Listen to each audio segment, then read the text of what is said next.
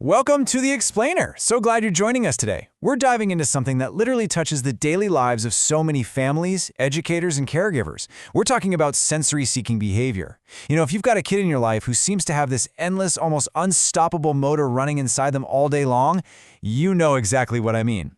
Well, today we're going to reframe how we look at those intense moments. We're moving away from that feeling of frustration and looking at things through a totally different lens, one of empathy, encouragement, and real practical understanding.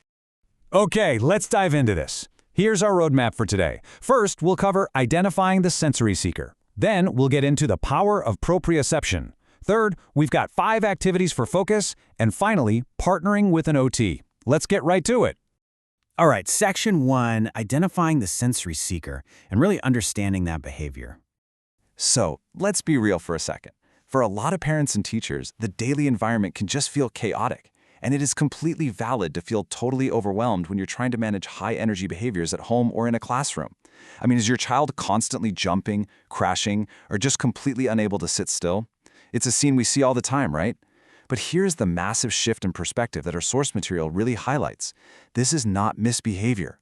When a kid is doing these things, their body is literally asking for something. It is begging for a very specific type of input. They aren't trying to cause chaos. Their nervous system is simply trying to find a balance. And this brilliantly illustrates what we're actually dealing with here. It's really a journey between 2 distinct states. On one side, you have a dysregulated nervous system. That's where you see all that jumping, the crashing, that totally unfocused state. But on the other side, we have our ultimate goal, a regulated nervous system. That's where the child is calm, organized, and focused. The whole point of today's explainer is figuring out exactly how we move from that chaotic starting point over to a regulated state safely and effectively. Which brings us right to Section 2, the power of proprioception. So, this is the foundational science that bridges that gap between chaos and calm. Let's define it clearly so we're all on the same page. Proprioception is the neurological input that helps calm, organize, and regulate the nervous system. When a child's body is just hungering for input, when they're doing all that jumping and crashing we talked about, proprioception is the critical key. It's the key that unlocks their ability to finally achieve that calm state and actually sustain their focus. Think of it like the language the nervous system understands to finally feel grounded. All right, moving into Section 3, 5 activities for focus. This is where we get into the actionable solutions. So how do we actually provide this input, right? Well, we are going to look at 5 specific activities designed to bring that much-needed focus. We're shifting from the science to an empowering step-by-step breakdown of things you can actually do.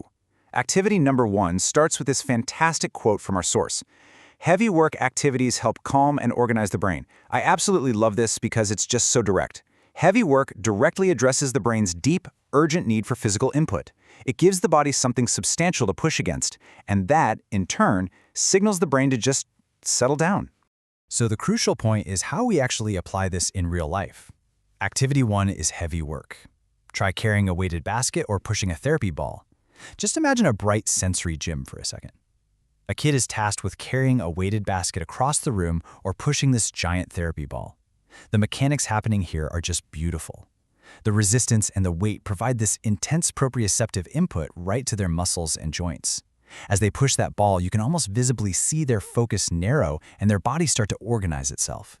Moving on to our second strategy, our source notes. Deep pressure from weighted items can provide a sense of security for some children.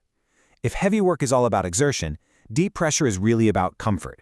It provides this incredible grounding effect that acts kind of like a warm, secure hug to a nervous system that feels like it's just floating away.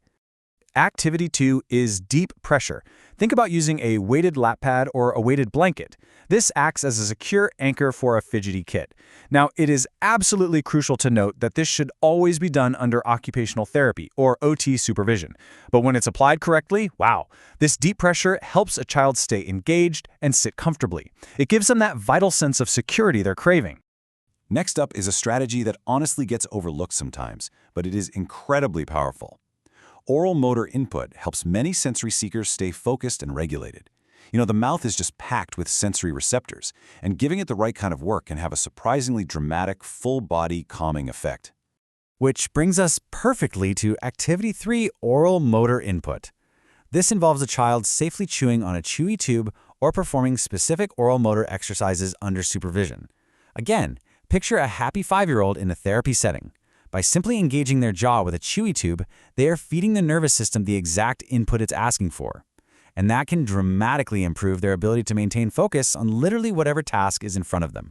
Our fourth quote brings us back to those larger body movements. Wall pushes activate muscles and improve body awareness. This is really all about the immediate benefits of sudden, intentional muscle activation. It literally helps the kid's brain map out exactly where their body is in physical space. So activity 4 is muscle activation, specifically performing wall push-ups to build that body awareness. Just paint a picture of this in your mind. A child stands facing a wall, they place their hands flat against it and push their body weight back and forth. They are actively taking all that chaotic, crashing energy and transitioning it into very focused, intentional body awareness. It's just a fantastic, quick tool to center them. And finally, our fifth strategy focuses on a really fun approach. Animal walks build strength while calming the nervous system. This highlights such a fantastic dual benefit. You're not just getting that calming regulation, the kid is actually building core and physical strength at the exact same time. It's a win-win. Activity 5 is animal walks. Try a slow bear walk or a crab walk across colorful therapy mats. This one is highly engaging. In a realistic pediatric therapy setting, this doesn't feel like work to a child at all. It feels like play.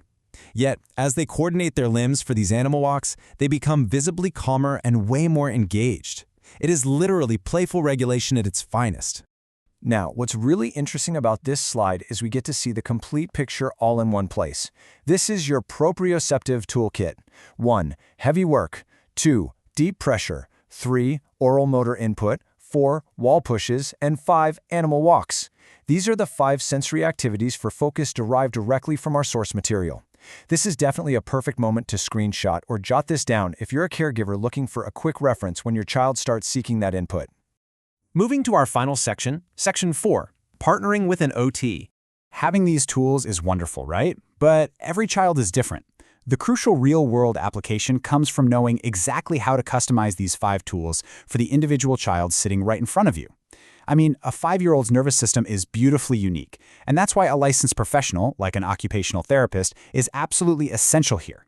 They're the ones who can evaluate your child in a warm professional atmosphere and help choose the exact right combination of sensory activities to ensure they stay happy, engaged, and calm. Let's move to our conclusion and see how this builds to our ultimate empowering takeaway. Proprioception helps calm, organize, and regulate the nervous system. Whether it's pushing a ball, wearing a lap pad, or doing a crab walk on some colorful mats, providing this specific neurological input is exactly how you help a sensory seeker truly thrive. I want to leave you with this final provocative question to think about. How will you integrate these proprioceptive tools into your child's daily routine? Now that you understand that jumping and crashing is really just a request for input, and you have these 5 specific activities for focus right in your toolkit, how are you going to use them tomorrow morning? Think about it. Start experimenting with the guidance of a professional, of course, to see what brings that wonderful calm and focus to your child's day. Thank you so much for joining me for this explainer.